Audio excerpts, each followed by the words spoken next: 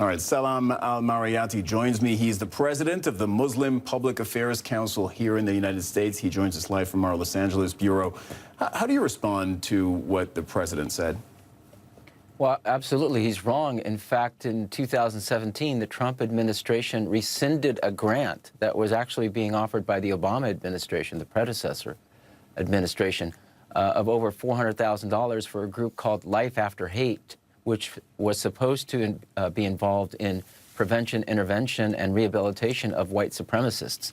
So obviously, the president does not consider this to be an issue, whereas I think we all see from Charleston to Pittsburgh to Quebec and so many other areas, Oak Creek, that it has become a major threat to our national security. And actually, our law enforcement should have this as a priority in their national security policy.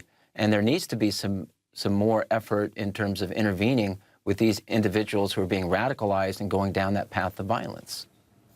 Now, you know, the White House Communications Director, Mercedes Schlapp, had to deal with criticism of the president on account of his answer to that question. This is what she said. It's outrageous to even make that connection between this deranged individual that committed this evil crime to the president, who has repeatedly condemned bigotry, racism, and has made it very clear that this is a terrorist attack.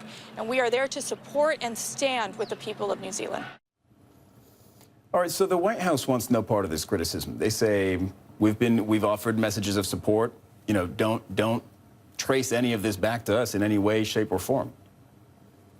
Well, political rhetoric is the fuel that is sparked by radicalization, and right-wing propaganda. It has been spilled through the airwaves and through social media, so that deranged people like this gentleman from New Zealand act upon it, and they go and they kill innocent people while they are worshiping. It has happened too many times. Our worship is supposed to be done with our Creator at a time of serenity, at a time of tranquility, at a time seeking peace with with God.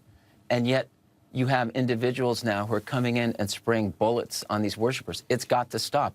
And how do we stop this? How do you stem the hate that fuels these acts? It's the same with ISIS-related terrorism, with individuals that act upon that madness, that terrorist ideology. It is the father or the mother or the sister or the friend or the teacher that has to intervene.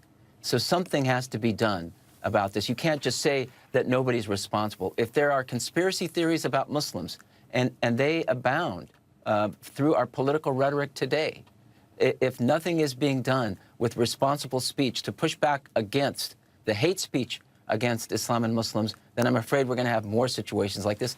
And Pittsburgh was a perfect example. Well, there are conspiracy theories against both Jews and Muslims. And by the way, I just want to say that there was an outpour of support from the Jewish community today. There were over 200 people in our mosque. As we were praying, there were Jews and Christians and Buddhists and Hindus with us. There was law enforcement with us. That is the right response. As there were Muslims standing by the Jewish community in Pittsburgh in their time of hurt and in their time of need. And I'm glad you bring it up. Salam Al-Marayati, I thank you so much for joining us on the show. It's been great talking to you. Thank you. My pleasure.